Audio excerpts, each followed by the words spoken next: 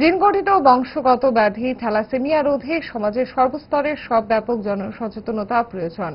নিয়মিত স্ক্রিনিং এবং জনসচেতনতার মাধ্যমে এই ব্যাধি প্রতিরোধে সরকারের পাশে এগিয়ে আসছে বিভিন্ন সংস্থা। তার মধ্যে এক অগ্রণী নাম রোটারি ক্লাব। বিভিন্ন জনকল্যাণমূলক কর্মকাণ্ডের পাশাপাশি এবার থ্যালাসেমিয়া প্রতিরোধে সচেতনতার শিবিরের উদ্যোগ নিয়েছে রোটারি ক্লাব। সোমবার রবীন্দ্র ভবনে আয়োজিত এক সচেতনতামূলক কর্মসূচিতে মুখ্যমন্ত্রী ডক্টর মানিক সাহা, স্বাস্থ্য দপ্তরের অন্যান্য আধিকারিকগণ সহ রোটারি ক্লাবের কার্যকর্তাগণ উপস্থিত ছিলেন। মুখ্যমন্ত্রী অনুষ্ঠানে বক্তব্য রাখতে গিয়ে বলেন, 2018 সালের পর ত্রিপুরার স্বাস্থ্য বিভাগের উন্নত পরিকাঠামো গড়ে তোলা হয়েছে যেন রাজ্যের মানুষকে চিকিৎসার জন্য বহিরাজ্যে যেতে না হয়। তাছাড়া রাজ্যের স্বাস্থ্য পরিষেবা নিয়ে মুখ্যমন্ত্রী আরো বিস্তারিত তথ্য তুলে ধরেন। For their tireless contribution to the health service and preventive print and electronic media, your presence enriches the Subhash Cancer Research Institute, Kolkata, our trusted partner in thalassemia, shared purpose to build a healthier, thalassemia-free future.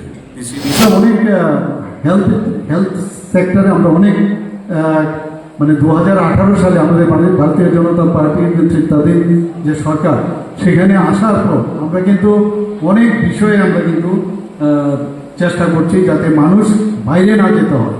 এখানে বিভিন্ন যেসব super speciality 9টা super speciality আমরা ত্রিপুরাতে এখন start হয়েছে, cardio, thoracic, neurosurgery everything এখানে ত্রিপুরাতে।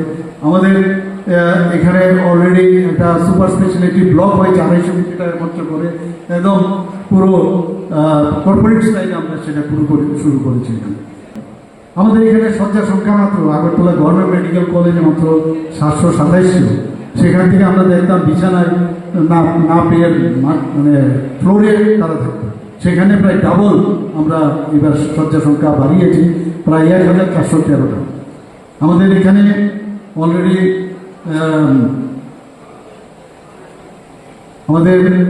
প্রায় 400 MBBS, আগে ত্রিপুরার জন্য প্রায় 10টা 12টা 15টা, আগে তো 3টা 4টার মতো MBBS এর সিট আসতো। সেই জায়গার মধ্যে আজকে এখানে প্রায় 400 MBBS আসন ত্রিপুরাতে গভর্নমেন্ট এবং প্রাইভেট সেক্টর মিলে 400 আসন হয়েছে।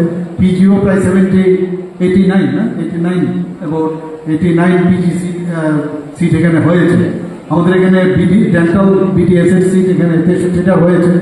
এখানে ফার্মেসি কলেজ হয়েছে, এখানে BSc নার্সিং কলেজ হয়েছে। তো সব দিকে মিলিয়ে আমাদের এখানে কিন্তু এখন ইনফ্রাস্ট্রাকচার খুব ভালো হচ্ছে এবং আমরা সব জায়গায় আমরা চাইছি যে সমস্ত ডিস্ট্রিক্ট হসপিটালগুলোকেও যাতে স্ট্রেংথেনিং করা যায়, তারও আমরা কাজ এখানে করছি।